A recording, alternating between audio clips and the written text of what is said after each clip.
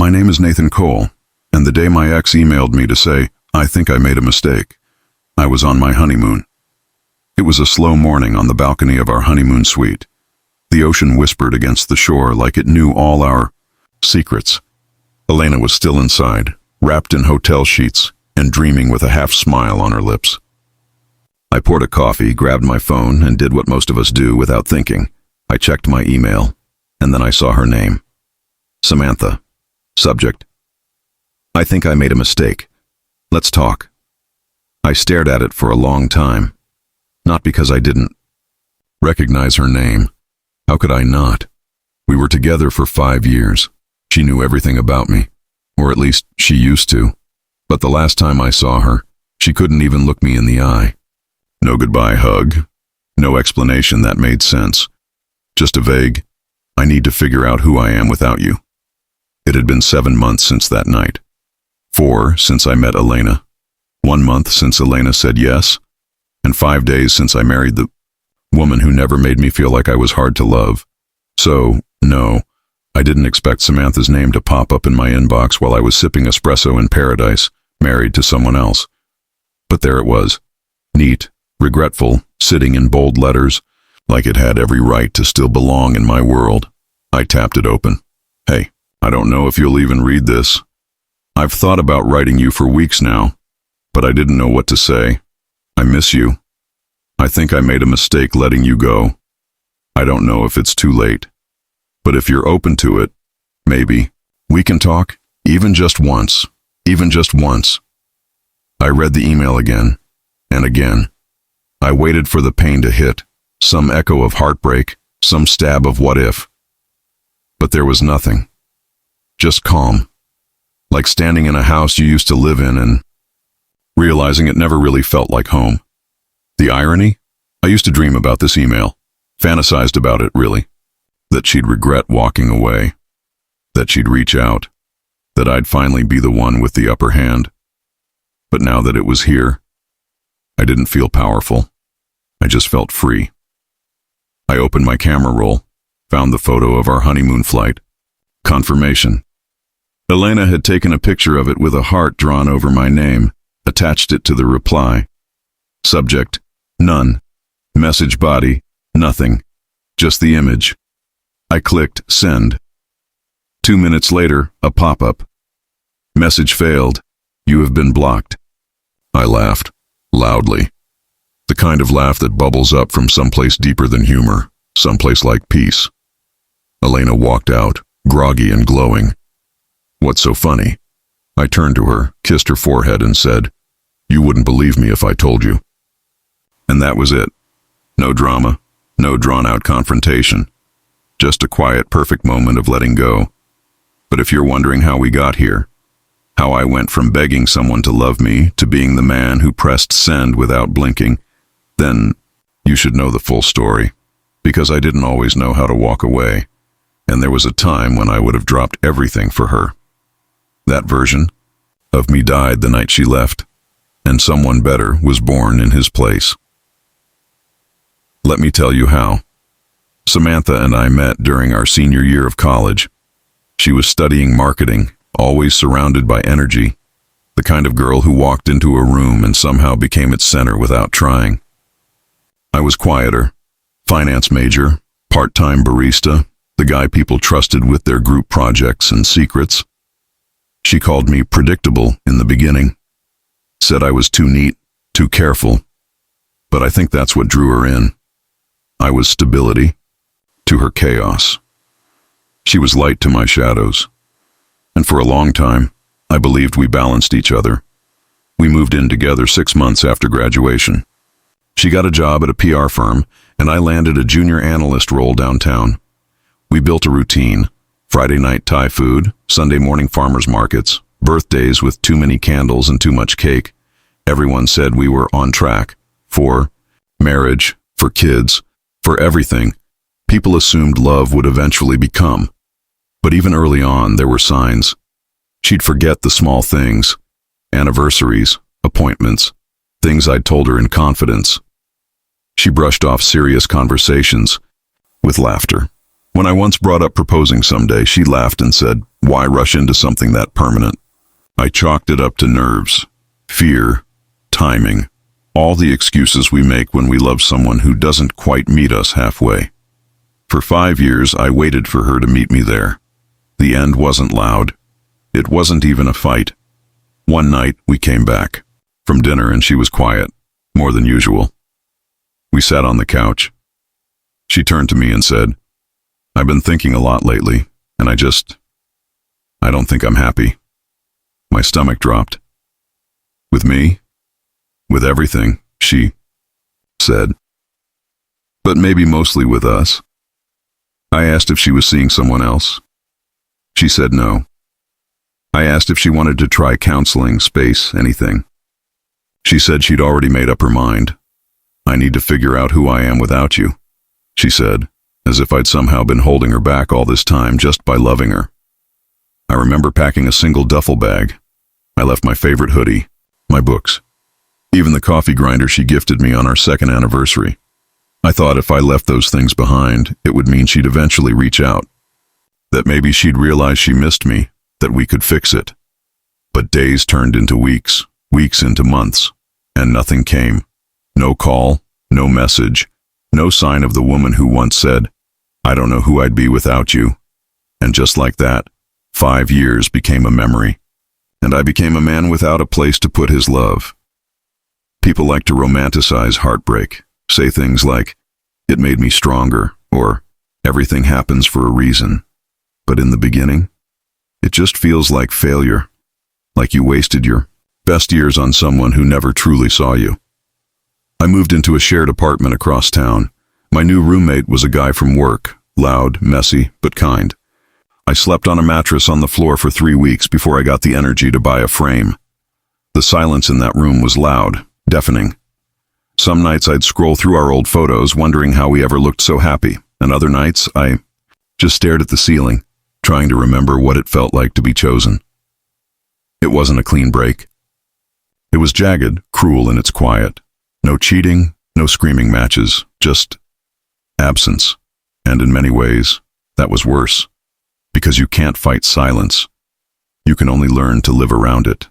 And for a long time, I didn't think I'd ever feel anything close to love again.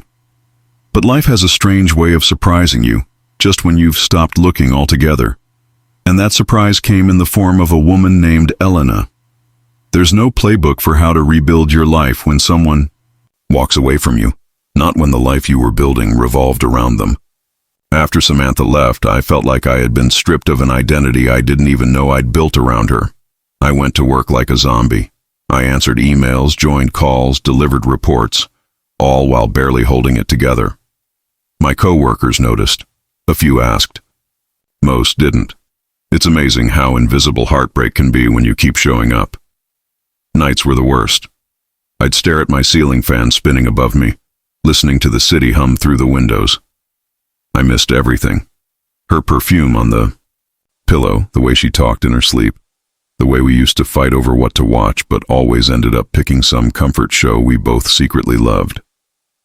But missing someone doesn't mean they belonged in your future. I didn't understand that then. I do now. It took me weeks to do something simple like clean out my phone. I deleted our photos one by one, not because I was bitter, but because each one felt like a trap, a frozen moment where I still thought forever was real. My friends tried, dinners, texts, game nights. I appreciated the effort, but I wasn't there, not really. My best friend Alex finally said what no one else would. "Man, you've got to stop waiting for her to come back. She's not the one." If she was, she wouldn't have walked away.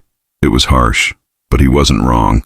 I joined a gym, not to get revenge fit or anything dumb like that. I just needed structure, something that didn't ask me to think. The first few weeks were torture. My body ached. My mind screamed. But slowly, something shifted. I picked up journaling. At first, I hated it. What was I supposed to write? Sad again. Didn't cry today. Victory. But I kept going. And eventually the pages stopped being about Samantha. They started being about me. About who I was without her. About the things I had forgotten I loved, like hiking, reading thrillers, playing the piano at 2 a.m. just to hear music fill the room, and every time I wanted to call her, I wrote her a letter instead. Not to send, just to get it out. Some were angry, some were pleading, some were so numb they barely made sense, but each one helped. One day, I wrote this. I wanted to fix us, but you didn't leave a crack. You dropped the whole damn mirror. And I finally stopped cutting myself trying to pick it up. That's when I realized I didn't miss her anymore. I missed who I was when I believed I was loved. That's a painful truth, because it forces you to confront how little of yourself you were protecting. And just when I started to breathe again, just when the air didn't taste like regret, I met Elena. It wasn't dramatic. No sparks, no slow motion. Glance across a crowded room. It was at a birthday party for a mutual friend. Loud music, cheap beer, a rooftop under fairy lights. She was sitting alone, laughing at something on her phone. I made a comment about the awful playlist. She agreed. We joked, shared chips, talked about books we were pretending to read. It was easy, uncomplicated. She asked, "Are you seeing anyone?" I said, "I'm learning how to be alone." And she smiled, genuinely, and said, "Good. That's when you find the right people." I didn't know it then, but that night would change everything. Because I wasn't just moving on. I was finally becoming someone worth coming home to. Elena didn't crash into my life like a storm. She arrived quietly, like sunlight through a half-open window, gentle, warm, unexpected. After that rooftop party, I didn't expect anything. I'd been through enough to know not to read into things, but when she texted me the next morning, "Next time, I'm in charge of the playlist," I smiled for the first time in what felt like months without feeling guilty about it. We started slow. Coffee meetups, random walks in the park. Movie nights where she insisted on watching the credits because everyone behind the scenes deserves to be seen. That was Elena, always noticing the little things most people ignored. I remember one night, we were sitting in my car after grabbing tacos. She leaned back, looked up at the stars, and said, "You seem like someone who used to apologize for needing love." I didn't answer. I couldn't, because she was right. Some people love you like you're fragile. Others love you like you're a project. Elena? She loved like you already mattered, like you didn't have to earn it, prove it, or fight for a seat at her table. Being with her felt like exhaling after holding your breath for years. The first time I told her about Samantha, I was hesitant. I didn't want to bring my past into what felt like a clean, new beginning. But Elena never flinched. She didn't say, "You deserve better," or offer hollow comfort. She just said, "You're allowed to grieve someone who couldn't love you right." And with that, a weight lifted. I told her everything. How Samantha and I had planned a future that only I seemed to be committed to. How it felt to be left without warning. How I spent months thinking I'd never be enough for anyone again. Elena listened, and when I finished, she didn't try to fix me. She just said, "Thank you for trusting me with that." From then on, something shifted. We weren't rushing, we weren't pretending. We were two people choosing to show up for each other every day, without keeping score. My friends noticed first. Alex pulled me aside one night and said, "You look lighter, like you're actually in your own skin now." He was right. I'd stopped checking my phone for messages that would never come. Stopped replaying old conversations in my head. Because I was present, finally. It wasn't all smooth sailing, of course. There were moments when I'd flinch at things that reminded me of the past. Times when Elena would say something kind, and my instinct was to question it, doubt it. But she never made me feel small for carrying scars. She just made space for them, and then, almost a year into knowing her, on a cold night wrapped in blankets and popcorn crumbs, she looked at me and said, "You're my favorite chapter." I stared at her, and for the first time since Samantha left, I didn't feel like a man recovering from something. I felt like a man building something real. So I asked her, "What if I want to make this permanent?" She smiled. "Then let's write the next chapter together." I didn't even have a ring yet. I proposed with a guitar pick wrapped in string, because it was all I had on hand, and I was too in the moment to wait. She cried, said yes, and kissed me like we had time to make up for. And just like that, the future no longer looked like something I'd lost. It looked like something I was running toward. Funny how the right person doesn't rescue you. They just remind you. You were never broken, just unfinished. The strange thing about healing is that you rarely notice it happening. It's not dramatic. There's no big sign or triumphant song playing in the background. It's quiet, like waking up one day and realizing the pain isn't the first thing you feel anymore. That's how it was with Samantha. I stopped waiting for her to call. I stopped checking her socials. I stopped thinking about the way she used to say my name or how she laughed at my dumbest jokes. The memories didn't hurt anymore. They just existed. Like old photographs in a dusty box you no longer need to open.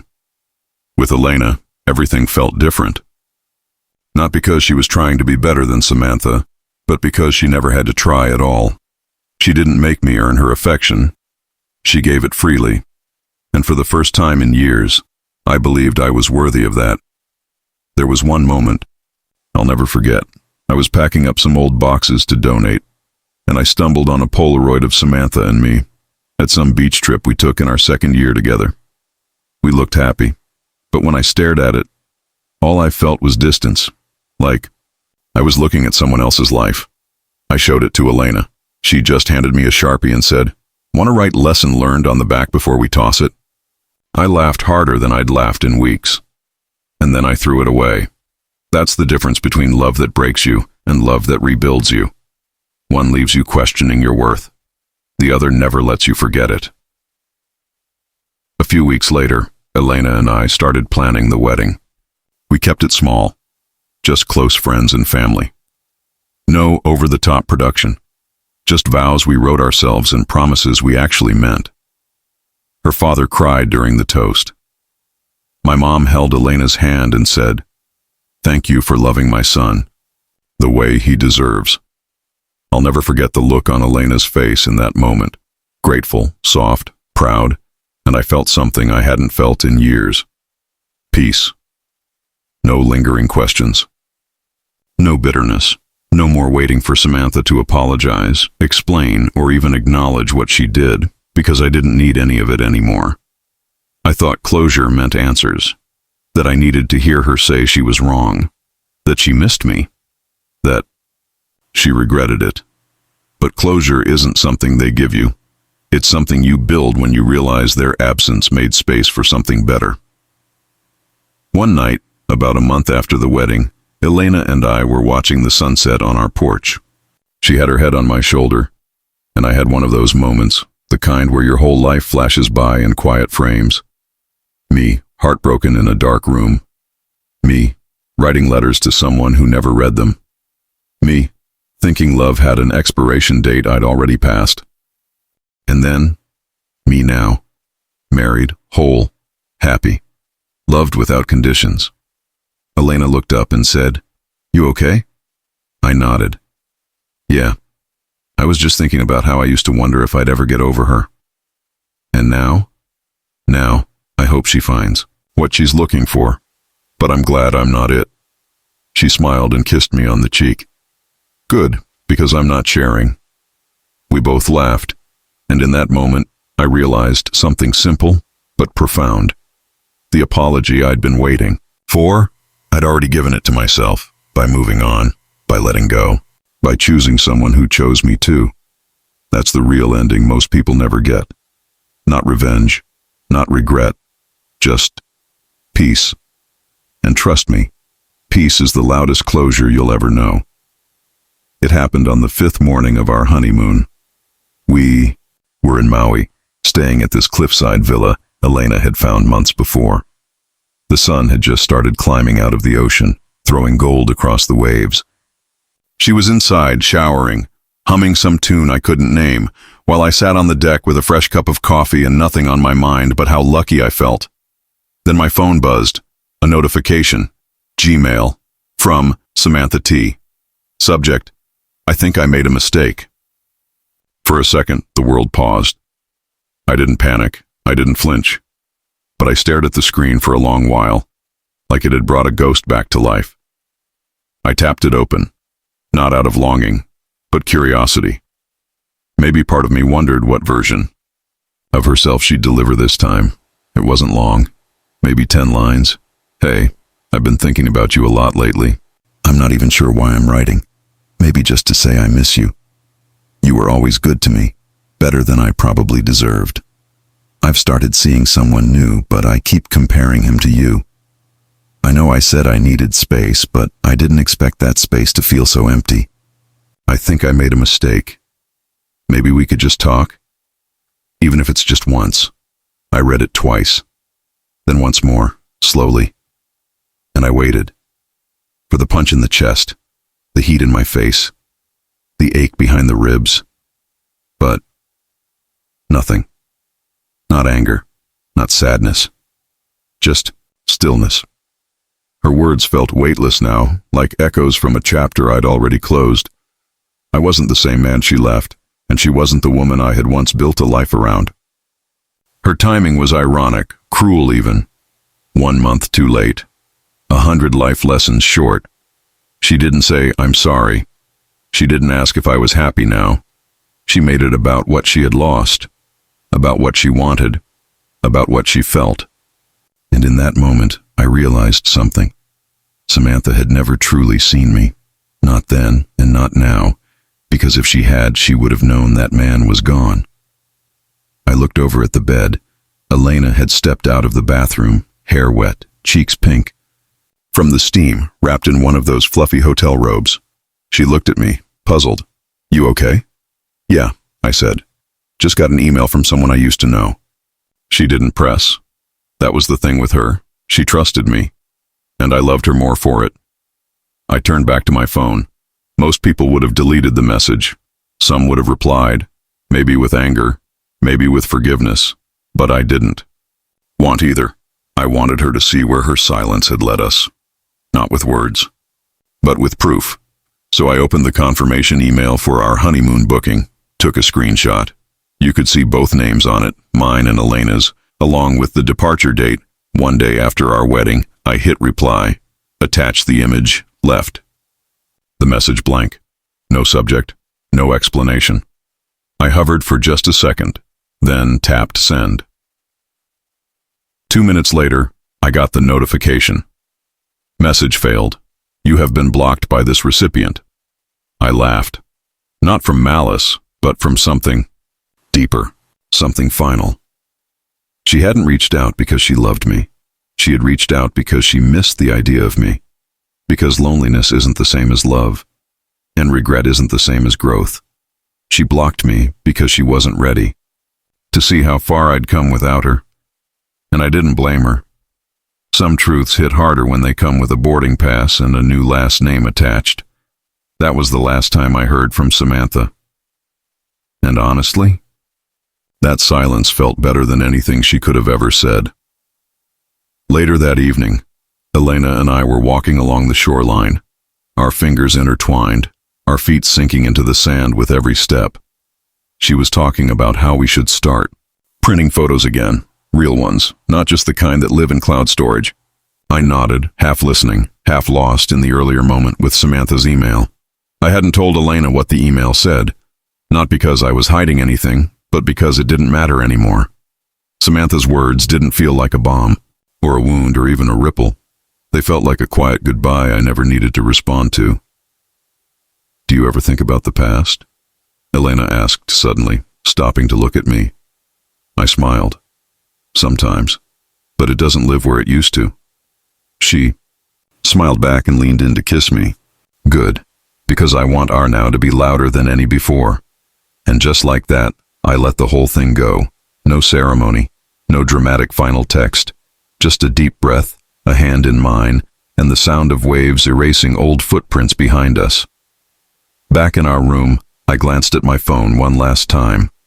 No response from Samantha, of course. Just the confirmation that she'd blocked me. I didn't feel rejected. I felt done. There's a power in saying nothing, in choosing peace over the last word. That screenshot I sent her wasn't revenge. It was a quiet reminder that life doesn't wait for people who couldn't choose you when it mattered. And the truth? I didn't send it for her. I sent it for me, to prove that I no longer needed to justify my healing to anyone, to prove that I had moved on, completely, unapologetically, and without needing closure from the one who broke me. If I could say one last thing to Samantha, it wouldn't be bitter. It wouldn't be cruel. It would just be this. You were a chapter, not the book. There was a time I would have done anything to hear you say you missed me. A time when I clung to the hope that you'd call, message, knock on my door. And for a while, that hope kept me chained to a version of myself that was always begging to be enough. But the man you left behind? He's gone. He died in that cold apartment. In the silence you never broke. In the nights I spent questioning what I lacked and what more I could have given, and in his place, someone better was born. Someone who stopped waiting, stopped begging, stopped shrinking. I married someone who looks at me like I'm exactly where I belong. Someone who doesn't need space to decide if I'm worth keeping. Someone who never made me feel like love was a performance I had to perfect. You didn't lose me when you left. You lost me when I healed. And it turns out the love I have now, it's quieter than what we had, but stronger, more honest. It doesn't burn, it warms. It doesn't rush, it stays. And that's what real love is supposed to feel like. You said in your email that you think you made a mistake. But mistakes are when you drop your phone or spill your coffee. Walking away from someone who would have walked through fire for you. That's a choice. And while you were chasing freedom, I was learning that love doesn't have to feel like survival. So no, I don't hate you. I don't even resent you. I just finally see you for what you were. A lesson. And I'm grateful for that. Because without your absence, I never would have found my presence. Without your silence, I never would have heard my own voice. Without your goodbye, I never would have found someone who says hello like a promise. Hope you find what you're looking for. Truly. But I'm not him. Not anymore. Elena walked into my life without needing to erase the past. She just made it irrelevant. And when I wake up next to her now, I don't think about who left. I think about who stayed, who chose me, who never made me beg for a seat at the table. And for the first time in my life, I finally understand what it feels like to be loved in full color, not grayscale. So to the one who came too late, thank you. Because your ending gave me my beginning, and I wouldn't rewrite a single word of it.